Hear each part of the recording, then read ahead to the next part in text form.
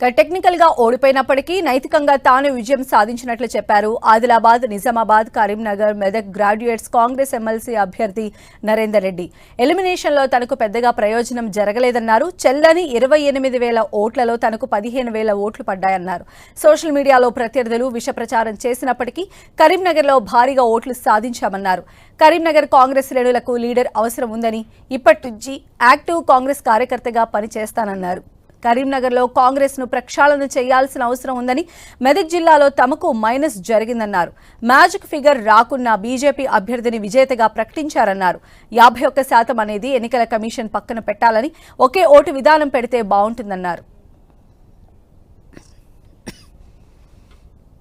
ఖచ్చితంగా ఈ రోజు నుంచి సంపూర్ణ కాంగ్రెస్ వాదిగా ఉంటాను అని చెప్పేసి ఏదైతే మరి నేను క్యాంపెయినింగ్లో పట్టభద్రులకు హామీలు ఇచ్చానో ఖచ్చితంగా ముఖ్యమంత్రి గారితో చర్చించి అవన్నీ హామీలు నెరవేరే విధంగా మరి ఏమీ ఎక్స్పెక్ట్ చేయకుండా ఓకే ఏదో చేస్తుంది పార్టీ అన్న ఆలోచన కాకుండా పట్టభద్రులకు ఇచ్చిన హామీలను మరి గెలిచినా ఓడినా వారికి అండగా ఉండాల్సిన బాధ్యత నా పైన ఉంది.